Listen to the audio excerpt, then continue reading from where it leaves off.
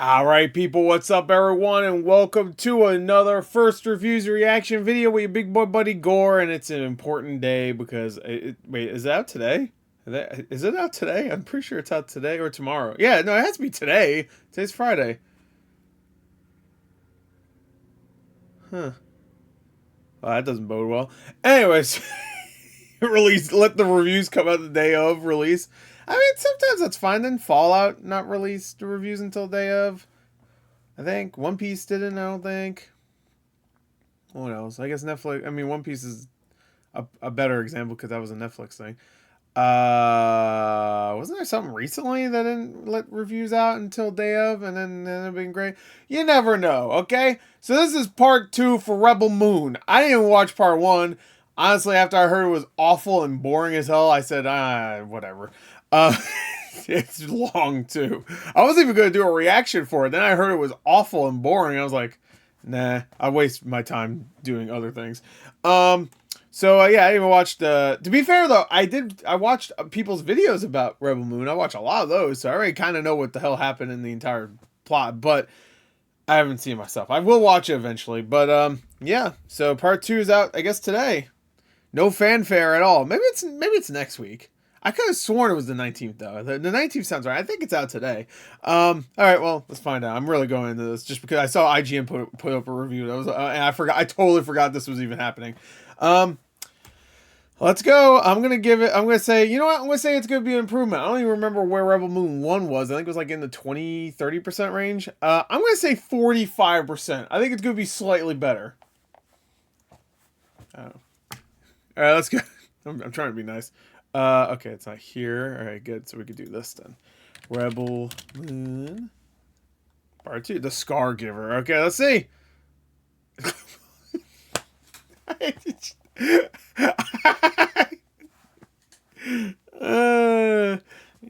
Yeah, I'm not even that surprised, honestly. God damn! 3 point. It's even worse. How is it worse? There's no way. Hold on. What? How is it worse? What was it? Oh wow, it was actually lower than I thought. It was also 3.1. God! Oh, that's top critics. Okay. Okay, there you go. 4.2. Top critics really fucking like it. Ooh, buddy. This is one saga that should have ended before he even started. Alright, let's take a look at the reviews, I guess. The good news about Rebel Moon Part 2, The Scargiver, is that without a doubt it's better than its predecessor. It's more focused, cohesive, and character driven. The bad news, it's also slower, unbalanced, and emotionally vapid. Yeah. Yeah. Yeah. For all that Rebel Moon Part 2, The Scargiver does well, it still gets caught up in itself far too often. It's meant to be a grand screen-bleeding payoff, but there's very little build-up to begin with, turning this picture into a noise machine with Snyder indulging all of his love for visual excess. Yeah. Oh, don't say that. The Snyder fans are gonna. You know, I imagine whenever like the Snyder Force shows up, I envision that giant like pile of like zombies in World War Z climbing up the building. That's how I just a mindless wave of people. No, I'm just kidding. You're people. I'm talking about the dumbass Snyder fans. I'm not talking about the ones that are just fans of them, but understand that people don't really care for some of his stuff. I'm talking about the ones where if you even slightly criticize Snyder, they rip the shirt off, type. You know, those people. Anyway, wait, did my girl do a review? Hold on. Screw these reviews. I don't give a shit. But she didn't. Yo, get to it. Grace, come on. Where you at? Come on. Make it snappy. Watch it real quick. I'll wait 2.5 hours or however long it is. I'm assuming it's 2.5 hours. Oh, this one's actually... It's only a little 2 hours. How long is how long is the last one? Probably the same length, I would assume, maybe. Where the fuck is it? Where's the length? Oh, there it is. 2:15. Okay. I don't like the new Rotten Tomatoes. I hate it, actually. Anyway, for all the Rebel Moon Part 2 does well, a fun end to Snyder's 2-part epic, even if fans will be better served waiting for the Snyder cuts. How do you know that? I just don't understand. How do people know this? How do they know that's true? Because there's 4 hours of footage that people didn't like. Oh, let's add a couple extra hours. Now it's going to be good. Like, but I don't know. Like the Justice League made sense to me because a lot of the stuff we saw in 2017's Justice League wasn't filmed by him. That wasn't him. They refilmed all that stuff, and you could tell. So, like, it made sense that people were like, yes, yeah. I mean, they kept, 30, 40 minutes, maybe a little bit more. But that was a 4-hour movie. This is going to be the same movie, except longer. It's going to be like the, what was it called again? From Batman v Superman? Whatever the fuck that was called. It's going to be like that, right? It's going to be, just a little bit longer, you know? I mean, I think it'll be 2 hours longer, so it's going to be like another movie, right? It's supposed to be a 6-hour cut or something like that. Have fun with that. I ain't fucking watching. I didn't watch the first one. You think I will watch both of them except longer? She. Anyway. Let's see. Rebel Moon Part 2. Scargiver confirms that Snyder's exhaustion is a real thing. I've been saying that for years. Zack Snyder's follow-up is cluttered, chaotic, and overwrought to the point of burnout. A direct follow-up with more action, but still suffers from banal storytelling. One wonders whether a director who keeps releasing bad movies while insisting perfection is just a few cuts away might have a few more fundamentals work on than he thinks. A talent for inciting social media mobs can only get you so far. That's a W. That's a W review right there. Evan, you win. Give him a fucking gold star. Give him the Nobel Peace Prize. Sent to Tom Hulkenbergs, who's great. Oh my, wait, hold on. I'm sorry. I need to read this 1 out of 10. Simply put, Rebel Moon Part 1, A Child of Fire was terrible. And by some miracle, Rebel Moon Part 2, Scargiver is even worse. There you go. Anyway, a bombastic score, Gregorian chanting, and endless pew pew pews. Rebel Moon Part 2, The Scargiver roars and rampages. It has drama can't match its aesthetic pomposity.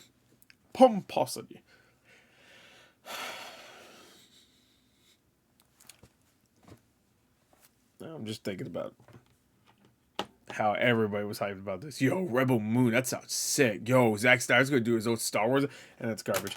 Anyway, but as the film drags on and goes all in on its Lord of the Rings war ambitions, any and all of the goodwill generated by the first hour of Part 2 is replaced by some of the most peak Zack Snyder moments in his entire filmography, and that's not a positive. Some people will be like, yes, that sounds good to me. I love Sucker Punch. I am a Sucker Punch defender. Oh yeah? No, you're just a Zack Snyder defender. Anything that man touches, you were like, oh, I wish he touched me the way he touched this movie. Oh my god. This installment opens with a 90-second recap of the events of the previous movie. Feels as if co-writer director is just adding insult to injury. Here's a mini version of the last dog shit movie. No, I'm okay. I'm good. It doesn't matter. No, please stop. That's pretty good. A direct follow-up with more action, but still suffer. I read that. Tedious, derivative, and plausible beyond belief. Rebel Moon Part 2 makes the first film in the preposterous space opera franchise look great by comparison. If nothing else, that's a remarkable feat. Oh man, can we stop giving Zack Snyder, after this, he has to be done, right? When it comes to these big budget, he needs to do lower budgeted things. 300, you can say what you will, but that had a lower budget. And it was what, 60 million, 70 million at the time? But not even that. I go back to Dawn of the Dead, do something like that. I guess he tried to with Army of the Dead, but he went fucking batshit crazy. I'm gonna be my own cinematographer. I bought a really shitty camera, and then I'm gonna make everything look gray and fucking blurry. I'm like, it looks so disgusting, that movie. And not in a good way because of zombies, but even when there's not zombies, everything looks terrible. It looks awful. I mean, I didn't even hate that movie, but it looks bad. It looks really bad. If the movie wasn't shot as shittily as it was, I would probably say it's a good 6 out of 10. Maybe. Maybe.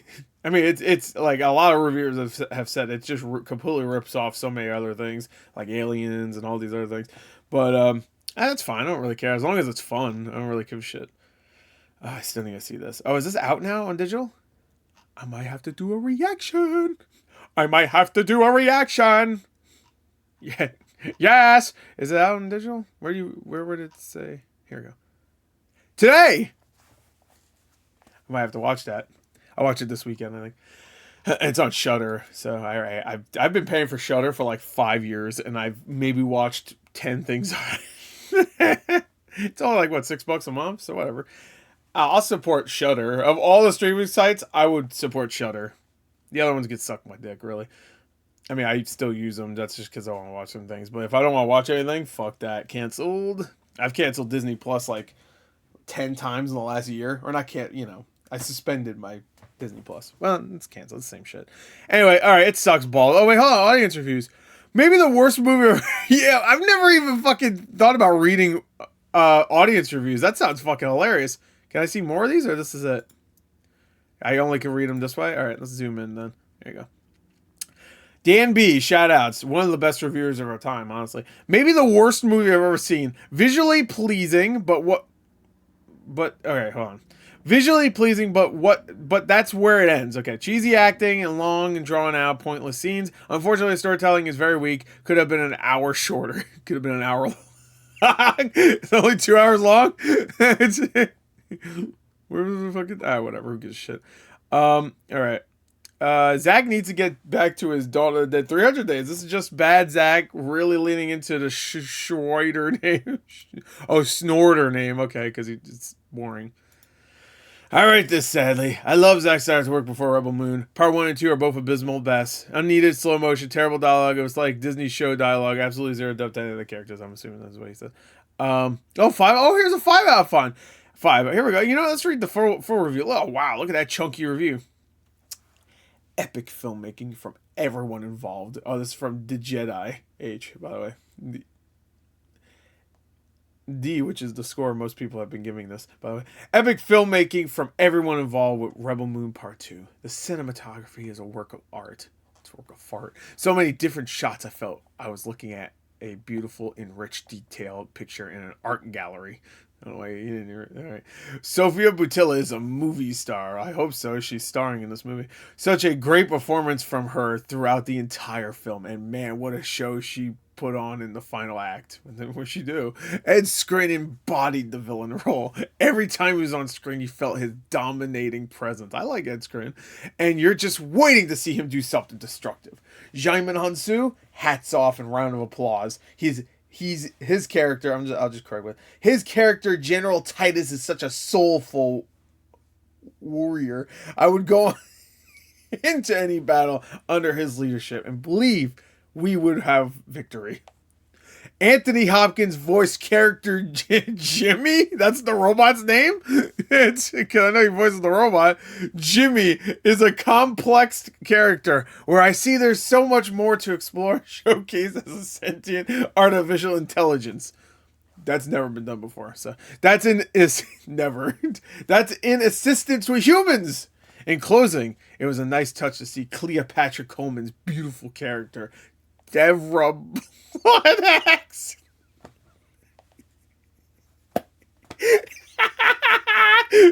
Bloodaxe is such a lame fucking name.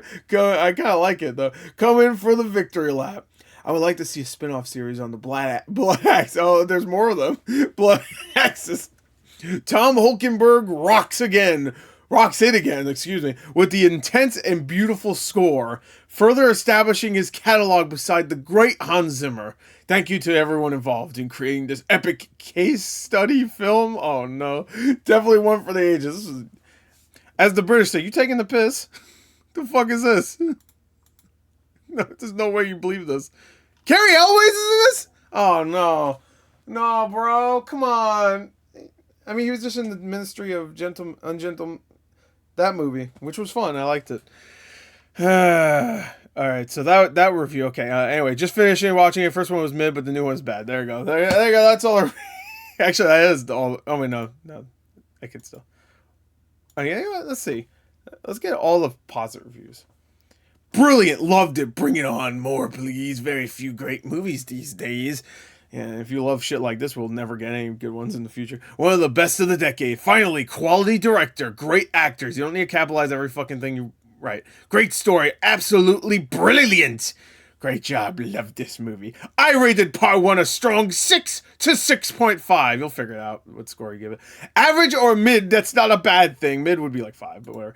At the end of the day, these PG-13 cuts are slick corporate products. As corporate products go, the Rebel Moon franchise delivers. Yes. This is nerd-ass, by the way. Yes. The slow motion is cool. Yes, the soundtrack bangs. Yes, the visual... the one are stunning shots of awe. The protagonist story is where the Korra stands apart from her contemporaries. This isn't the Avatar show. Is her name Korra? I don't fucking care. Zach is doing stuff no other Fuck, I got some in my mouth. Anyway, Zach is doing stuff no other director has the stones to do. What, Boros? As the battle for grain... Oh, is that what it's... Oh, okay. I didn't watch the first one. I don't care. As the battle for grain wrapped... Oh, yeah, no, I remember that. Some reviewers made fun of that. As the battle for grain wrapped up, I couldn't shake the feeling that this still felt incomplete. Maybe it's savvy marketing, or maybe I need more cowbell. No, you're watching the wrong sci-fi action movie, bro. You should watch Dune Part 2 if you want more cowbell. In summary, it gave what needed to be given. The next... Oh, you give it 4 out of 5 though. The next watch will be a 4-hour experience. Yeah, I guess what do you mean, just combining the two movies, or are you watching the Snyder cuts? Bring on the Snyder cuts of the Rebel Moon Part 1 and 2 later this year. Thank you. 4 out of 5. All right. Gritty, edgy, incredible detail, massive scale, mind blowing. I liked it. Very fun watch. Yeah, I thought it was pretty good. Damn good. I thought it was pretty damn good. I feel like the characters came to light in the second film. I don't fucking know. And there was some more depth to the story. Not bad. I don't know. Fuck it. I don't care. Movie sucks. Full of action heroes. Yeah. Good against evil. Set on a backdrop of sci-fi. Great stuff. Hopefully it will continue. I don't know. I don't give a fuck. This movie's very interesting and worth watching. I really wish more of these were released. There's another one. There's one. there's a part 1. You should watch that one. Some light humor before the big battle. Depressing backstories. Ridiculously detailed environments that make everyone's planet stand out. Also utilizing the score to utmost perfection. Everything part 1 sets up pays off in part 2. All nothing. Sets up. No, it's even worse than the first one. Unintentional comedy. All right, we're done. Finally saw it. It is actually a masterpiece. Why is it every review? I feel like a lot of these reviews have been like, okay, maybe not. I felt like I read a few reviews where they capitalize every word. That's just, I don't know, maybe not. Oh boy, how cringe is the gift giving scene, y'all? I just can't. To be followed by a circle jerk of war stories that attempts to give the hero some depth just falls flat. Oh god, it's so bad. What is the gift giving scene? Is that cringe? What? How cringe is it? How cringe is it? All right, this first review is going on way too long. Hell yeah, look at this. Oh, Ministry actually took a dip. It was at 80-something% before. Abigail, yeah, I'm seeing that, I think, Sunday. Saturday, I'm seeing Civil War. There it is, by the way. Sunday, I'm seeing Abigail, and I already saw Ministry of Gentlemen, guys. Gonna finish Fallout soon. It's a good week for movies and shows. Well, for almost all movies and shows.